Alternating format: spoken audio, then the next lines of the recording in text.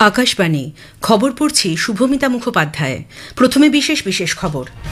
প্রধানমন্ত্রী নরেন্দ্র মোদী আগামীকাল রোজগার মেলার ১৭তম পর্বে দেশের ৪০টি এলাকার মোট ৫১,০০০ চাকরি প্রার্থীকে নিয়োগপত্র তুলে দেবেন। প্রতিরক্ষামন্ত্রী রাজনাথ সিং বলেছেন, অপারেশন সিন্দুর গোটা বিশ্বকে দেখিয়ে দিয়েছে ভারত যে কোনো পরিস্থিতির সম্মুখীন হতে প্রস্তুত। নির্বাচন কমিশন দুদিনের নির্বাচনী আধিকারিকদের সম্মেলনে বিভিন্ন রাজ্য ও কেন্দ্রশাসিত অঞ্চলে বিশেষ নিবিড় সংশোধন বা এসআইআর এর প্রস্তুতি দ্রুত শেষ করার নির্দেশ দিয়েছে। ভারতীয় মহাকাশ গবেষণা সংস্থার চেয়ারম্যান ডক্টর ভি নারায়ণন ঘোষণা করেছেন, গগনযানের পরীক্ষামূলক উৎক্ষেপণ আগামী ডিসেম্বরের প্রথম সপ্তাহে সম্ভব হবে। আজ ভাতৃদ্বিতীয়া, দেশের বিভিন্ন অংশে উৎসাহ উদ্দীপনার সঙ্গে ভাইফোঁটা পালিত হচ্ছে। প্রধানমন্ত্রী নরেন্দ্র মোদী এই উপলক্ষে সকলকে শুভেচ্ছা জানিয়েছেন। মহিলাদের ক্রিকেট বিশ্বকাপে ভারত আজ শেষ খবর পাওয়া পর্যন্ত নিউজিল্যান্ডের বিরুদ্ধে ২ উইকেটে ৩২৯ রান তুলেছে। আসছি বিস্তারিত খবরে। রোজগার মেলার ১৭তম পর্ব আগামীকাল অনুষ্ঠিত হবে। এই পর্বে প্রধানমন্ত্রী নরেন্দ্র মোদী দেশের ৪০টি এলাকার মোট ৫১,০০০ চাকরি প্রার্থীকে নিয়োগপত্র তুলে দেবেন। তামিলনাড়ুতে কেন্দ্রীয় তথ্য সম্প্রচার প্রতিমন্ত্রী ডক্টর এল মুরুগান চেন্নাইয়ে বিভিন্ন কর্মপ্রার্থীর হাতে নিয়োগপত্র দেবেন। কেন্দ্রীয় আয়ুষ ও স্বাস্থ্য প্রতিমন্ত্রী প্রতাপ রাও যাদব মাদুরাইয়ে ও অর্থ প্রতিমন্ত্রী পঙ্কজ চৌধুরী তিরুচিরাপল্লিতে নিয়োগপত্র বিতরণে অংশগ্রহণ করবেন। প্রধানমন্ত্রী নরেন্দ্র মোদী এখন মেরা বুথ সবসে মজবুত কর্মসূচির অঙ্গ হিসেবে বিহারের বিজেপি এনডিএ কর্মীদের সঙ্গে ভার্চুয়ালি বৈঠক করছেন। এর আগে সামাজিক মাধ্যমের একটি পোস্টে তিনি বলেছেন, আসন্ন বিধানসভা নির্বাচনে বিজেপি এনডিএ কর্মীরা অভূতপূর্ব শক্তি ও দায়িত্বের সঙ্গে জেতার জন্য এগিয়ে চলেছেন। তিনি আরও বলেন, প্রতিটি স্তরে অর্থাৎ সাংগঠনিক, জনগণের সঙ্গে মেলামেশা ও কথাবার্তা চালানো ইত্যাদি ক্ষেত্রে তারা সফলভাবে অংশ নিচ্ছেন। তাদের এই দৃঢ়তাই এনডিএর বড় শক্তি। প্রধানমন্ত্রী নরেন্দ্র মোদী বলেছেন, আগামী আসিয়ান শিখর সম্মেলনে তিনি ভার্চুয়ালি যোগ দেবেন। সামাজিক মাধ্যমের এক বার্তায় শ্রী মোদী জানিয়েছেন, তিনি মালয়েশিয়ার প্রধানমন্ত্রী আনোয়ার ইব্রাহিমের সঙ্গে কথা বলে আসিয়ান গোষ্ঠীর চেয়ারম্যান হিসেবে মালয়েশিয়ার দায়িত্ব গ্রহণের জন্য অভিনন্দন ব্যক্ত করেছেন। ভারত আসিয়ান সুসংহত কৌশলগত অংশীদারিত্ব আরও মজবুত করতে তাঁর দায়বদ্ধতার কথা উল্লেখ করে প্রধানমন্ত্রী মোদী আসন্ন শিখর সম্মেলনের সাফল্য কামনা করেন। প্রতিরক্ষামন্ত্রী রাজনাথ সিং বলেছেন, অপারেশন সিন্দুর ভারতের ক্ষমতা ও শক্তির প্রতীক। এই সামরিক অভিযান গোটা বিশ্বকে দেখিয়ে দিয়েছে দেশ যে কোনো পরিস্থিতির সম্মুখীন হতে প্রস্তুত। নতুন দিল্লিতে আজ নাভাল কমান্ডার কনফারেন্সে তিনি বলেন, সেই সময় ভারতীয় নৌবাহিনীর আগ্রাসী ভূমিকা পাকিস্তানি নৌবহরকে নিজেদের বন্দরে আটকে রাখতে পেরেছিল। তিনি আরও বলেন, অপারেশন সিন্দুর চলাকালীন ভারতীয় নৌবাহিনী নিজেদের শক্তি, প্রস্তুতি ও পেশাদারিত্বের প্রমাণ দিয়েছে। ভারত মহাসাগরে নৌবাহিনী অবস্থান দেশকে স্বস্তিতে থাকার অবকাশ তৈরি করেছে।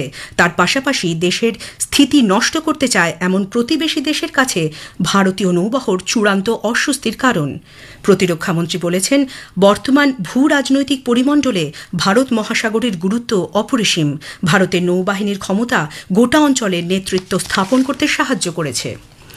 ভোটার তালিকায় বিশেষ নিবিড় সংশোধনের প্রস্তুতি নিয়ে নির্বাচন কমিশনের দুদিনের মুখ্য নির্বাচনী আধিকারিকদের সম্মেলন আজ শেষ হয়েছে। নয়াদিল্লির India International Institute for Democracy and Electoral ম্যানেজমেন্টে এই সম্মেলনে সভাপতিত্ব করেন মুখ্য নির্বাচন কমিশনার জ্ঞানেশ কুমার। উপস্থিত ছিলেন নির্বাচন কমিশনার ডক্টর সুখবীর সিং সান্ধু ও ডক্টর বিবেক যোশী। দেশের সমস্ত রাজ্য ও কেন্দ্রশাসিত অঞ্চলের সিইওরা এই বৈঠকে অংশ নেন। সম্মেলনে কমিশন সিইওদের তাদের নিজ নিজ রাজ্য ও কেন্দ্র শাসিত অঞ্চলে বিশেষ নিবিড় সংশোধন এসআইআর প্রক্রিয়ার প্রস্তুতি দ্রুত শেষ করার নির্দেশ দিয়েছে। কমিশনের ঊর্ধ্বতন আধিকারিকদের উপস্থাপনার পর সিইওদের করা প্রশ্নেরও বিস্তারিত ব্যাখ্যা দেওয়া হয়েছে। কমিশন বিভিন্ন রাজ্য ও কেন্দ্রশাসিত অঞ্চলের শেষ এসআইআর এর ভিত্তিতে বর্তমান ভোটারদের তথ্য মিলিয়ে দেখার জন্য পূর্বে জারি করা নির্দেশাবলীর অগ্রগতি পর্যালোচনা করেছে। পাশাপাশি আসাম, তামিলনাড়ু, পুদুচেরি, কেরল ও পশ্চিমবঙ্গ এই 5টি নির্বাচনমুখী রাজ্য ও কেন্দ্রশাসিত অঞ্চলের সিইওদের সঙ্গে পৃথকভাবে আলোচনা করেছে কমিশন। কেরালা সফররত রাষ্ট্রপতি দ্রৌপদী মুর্মু বলেছেন, সমাজের প্রতিটি শ্রেণী, বিশেষত দুর্বল ও প্রান্তিক গোষ্ঠীর ক্ষেত্রে বিকশিত ভারতের লক্ষ্য অর্জনের জন্য সমান সুযোগ প্রয়োজন। কেরালার রাজভবনে প্রাক্তন রাষ্ট্রপতি KR নারায়ণনের আবক্ষ মূর্তি উন্মোচনের পর বক্তৃতাকালে আজ একথা বলেন তিনি। প্রাক্তন রাষ্ট্রপতি KR নারায়ণনের অবদানের কথা তুলে ধরে রাষ্ট্রপতি বলেন, শ্রী নারায়ণন সততা, করুণা এবং গণতান্ত্রিক চেতনার উত্তরাধিকার রেখে গেছেন। As our nation moved ahead to achieve the goal of Viksit Bharat, it is essential to ensure that all citizens, especially the weakest and most marginalized, get equal opportunities to realize their dreams. Sri KR Narayan has left behind a rich legacy of morality, integrity, compassion and democratic spirit. As we remember him today, let us draw inspiration from his life, which was dedicated to nation building, to create a more inclusive, just and compassionate India. ভারতীয় মহাকাশ গবেষণা সংস্থার chairman doctor V Narayanan ঘোষণা করেছেন, গগনযানের পরীক্ষামূলক উৎক্ষেপণ অর্থাৎ D1 এর আগে 90% কাজই সম্পন্ন করা হয়েছে। ডিসেম্বরের প্রথম সপ্তাহে উৎক্ষেপণ সম্ভব হবে। ডক্টর নারায়ণন আজ বেঙ্গালুরুতে জানান, মহাকাশ যাত্রীদের নিষ্ক্রমণ ব্যবস্থা, প্যারাশুটের কার্যকারিতা, যোগাযোগ ব্যবস্থার পরীক্ষাগুলি সফল হয়েছে। ডিসেম্বরে বোম মিত্র নামে একটি মডেলকে যাত্রীবিহীন গগনযানের সওয়ারি করে পৃথিবীর নিম্ন কক্ষপথ বরাবর উৎক্ষেপণ করা হবে। মহাকাশ যাত্রী নিয়ে গগনযানের চূড়ান্ত অভিযানের লক্ষ্যমাত্রা ধার্য হয়েছে আগামী 2027 সাল। Gaganyaan mission, we are in the process of in the final look, I will tell, and we have completed 3 uncrewed mission, and we are in the process of going through that phase. 85 to 90% development activities in the subsystem level is completed. But now integrated level tests are going on, including software development, qualification, everything is going on. And once we succeed the uncrewed mission, then we'll have the crewed mission. জাতীয় মানবাধিকার commission আজ 19টি রাজ্য ও 4টি কেন্দ্রশাসিত অঞ্চলের সরকারকে আসন্ন শীতের মরশুমে শৈত্যপ্রবাহের হাত থেকে গরিব মানুষের প্রাণ বাঁচাতে পর্যাপ্ত ত্রাণের ব্যবস্থা রাখতে বলেছে। জাতীয় অপরাধ পরিসংখ্যান ব্যুরোর তথ্য অনুযায়ী 2019 থেকে 2023 এর মধ্যে শৈত্যপ্রবাহের কারণে মোট 3,639 জন মানুষের প্রাণ গিয়েছে।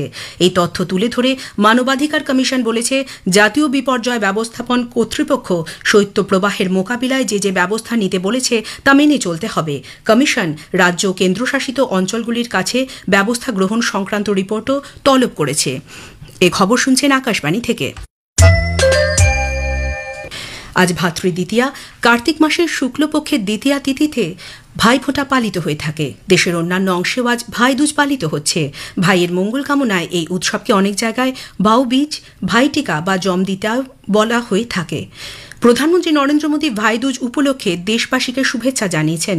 সামাজিক মাধ্যমের এক বার্তায় প্রধানমন্ত্রী বলেছেন, এই উৎসব ভাই ও বোনের মধ্যে ভালোবাসা ও বিশ্বাসের প্রতীক। প্রত্যেকের জীবনে আজকের দিনটি সুখ, শান্তি ও সমৃদ্ধি বয়ে আনবে বলে আশা প্রকাশ করেন তিনি।